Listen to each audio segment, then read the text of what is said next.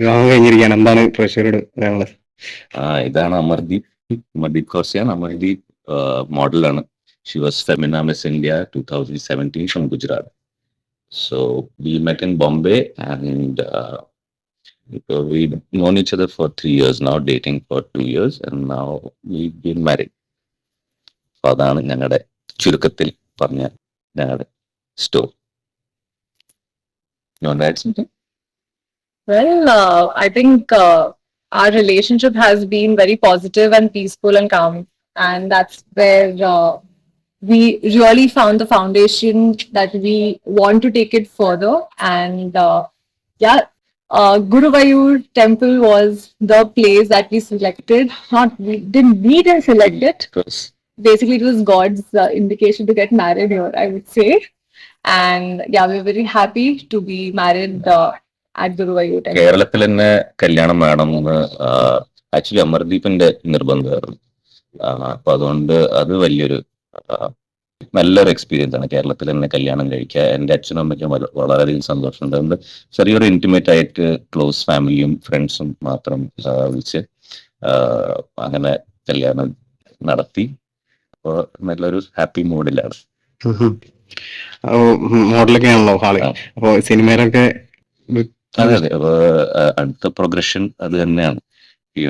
Next progression from modelling to movies. അപ്പൊ അതിന്റെ ഒരു പ്രിപ്പറേഷൻ നടക്കുന്നു. With your guidance, I think I don't know. But let's see.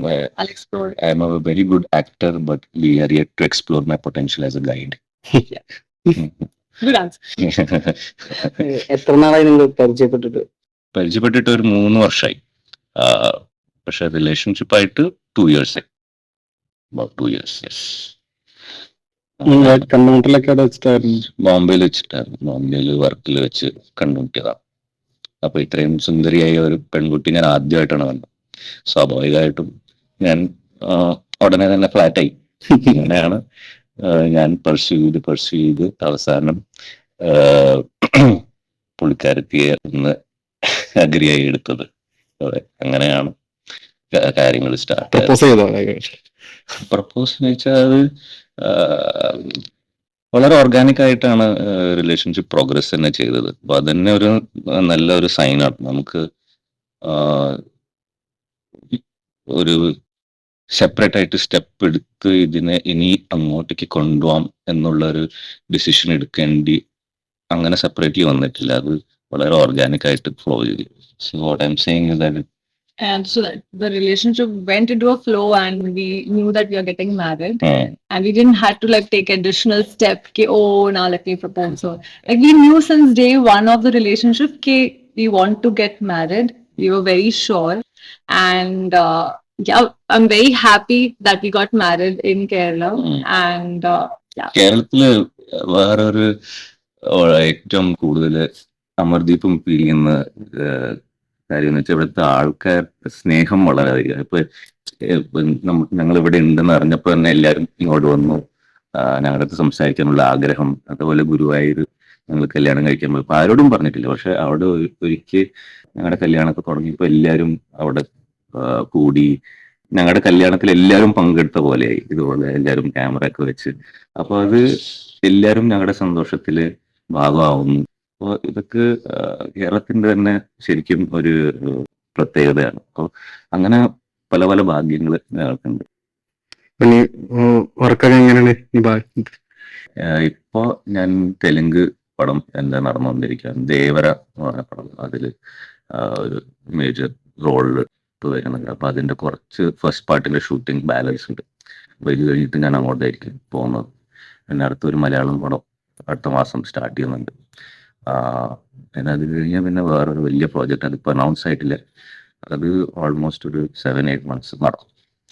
അപ്പോൾ ഇത് കഴിഞ്ഞാൽ ഞാൻ next rest of the year കുറച്ച് ബിസിയാണ്. അപ്പോൾ ഇത് കറക്റ്റ് സമയമായിരുന്നു ഇത് ഈ ഒരു യൂണിയൻ ചെയ്ത് പിന്നെ അടുത്ത ഫേസിലോട്ടേക്ക് കടക്കാൻ.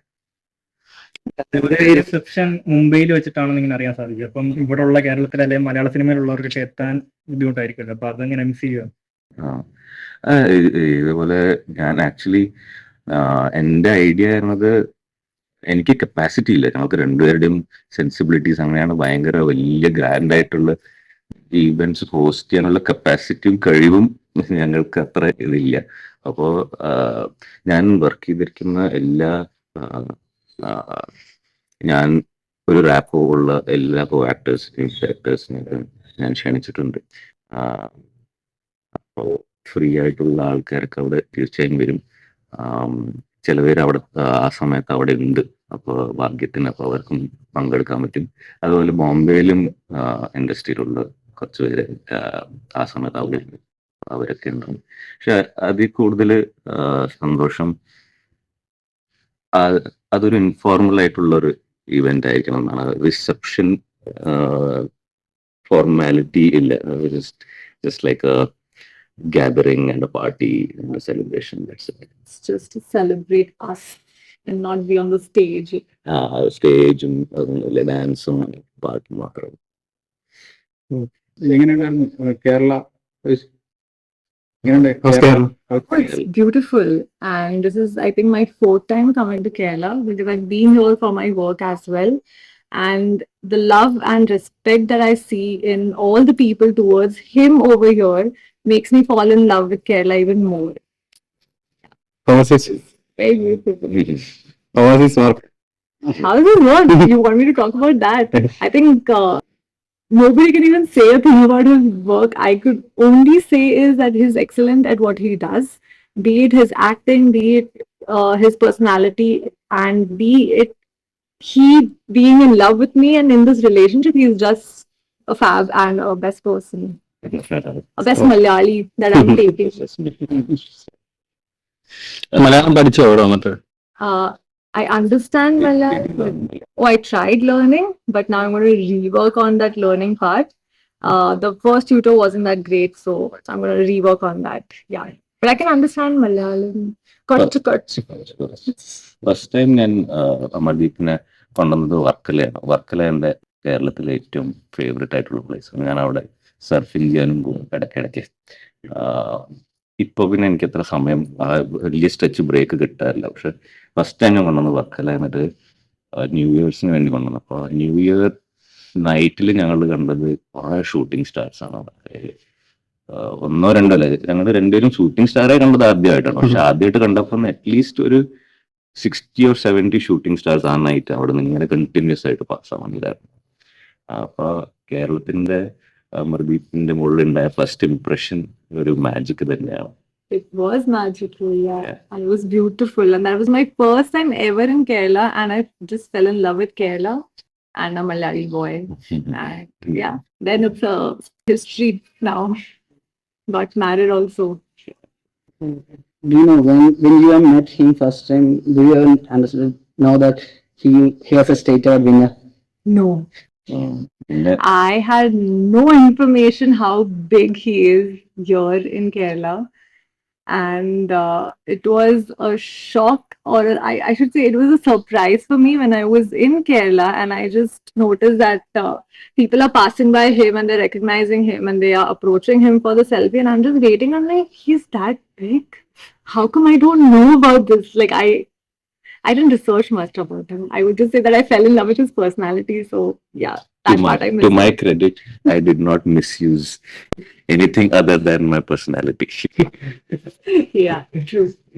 Okay. Thank you. Then all the best. Thank you so much. Thank you so much for coming. Thank you so much for waiting. Okay.